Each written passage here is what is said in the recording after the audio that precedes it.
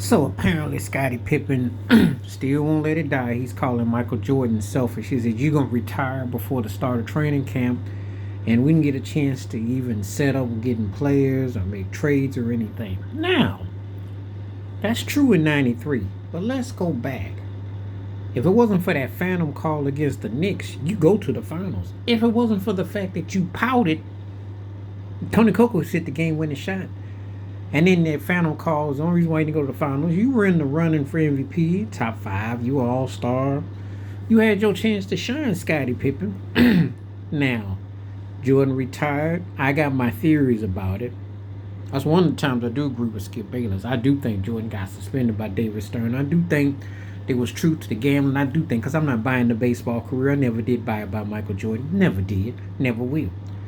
He was decent, but he wasn't going to be no professional baseball player. It did make him quick and agile to an extent, but come on now. It was not believable. But if he quit, he quit. So what? You came back, you played on the team, you pouted about Tony Kukoc, but you had a chance to do something. You did do pretty good that first year without him. The second year, not so much. But this is the thing. How do you replace one of the greatest players ever in his peak, in his prime? You don't. And you're going to call him selfish? You requested a trade, you wanted out. You always got the worst deals, and you always cried and moaned.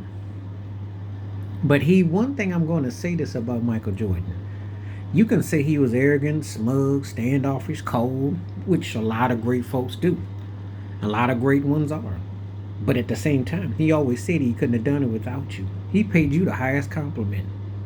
Think about it. Does that sound like someone that doesn't have a source of humility when he does say it? The problem with you, Scottie Pippen, and the apologist is this.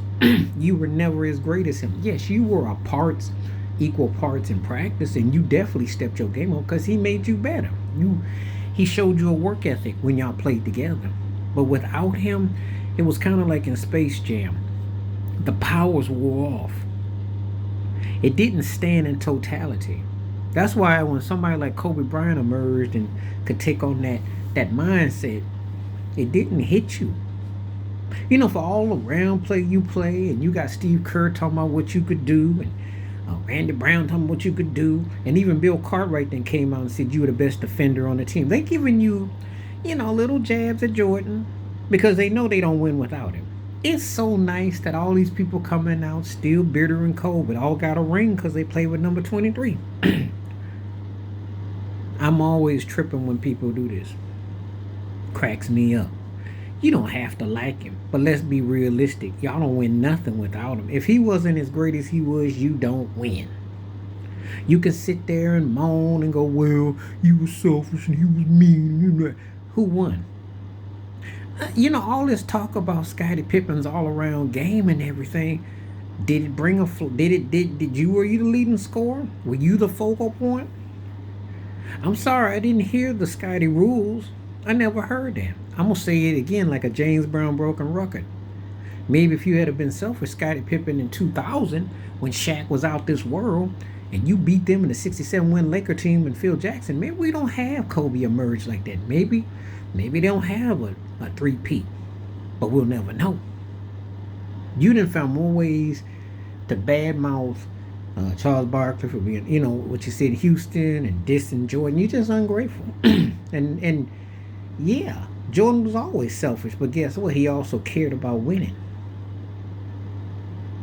And you were so miserable that you sit there for 6 wins and 6 rings, and you're so miserable, Yeah, you're really miserable, guy. Say what you want to say. He could do what he wanted to do. He get three-peated. He came up big. He was huge in those finals.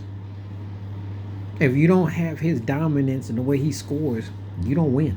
You win 6 games against Phoenix, 6 games against Portland, and against Utah. We can make a case that maybe impact with the Lakers and maybe a bit with the Sonics to an extent. But even though you didn't look that good in that Sonic series, but without Jordan, you don't win over half those rings if he ain't playing. And I don't see you flourishing like that. Didn't you wish that LeBron James had allowed someone to be a sidekick that stood out like that? Don't you wish?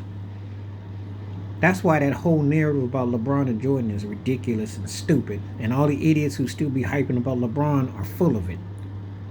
Because if he's such an all-around player, how come he doesn't have a Scottie Pippen? Oh, I forgot. He wants to be Scottie and Jordan, but he don't really want to be Scottie and Jordan. I forgot. This is how ridiculous Scottie sounds when he says selfish, because then I can lend to other situations. It's like when I look at Steph Curry. If he don't be the way he is, Clay don't win. Now, Clay was great. You got to have an alpha. You got to have an alpha. Someone has to lead the way. They have to take the brunt of the force. Scottie never did. Scottie was a co-lead singer, but he didn't want to be the man holding the microphone because it was too hot take. Jordan did the hot takes, and he took the brunt of the punishment so you could get over it. So all these people be coming up here, Scottie need to let it go because it only makes him look petty and pathetic.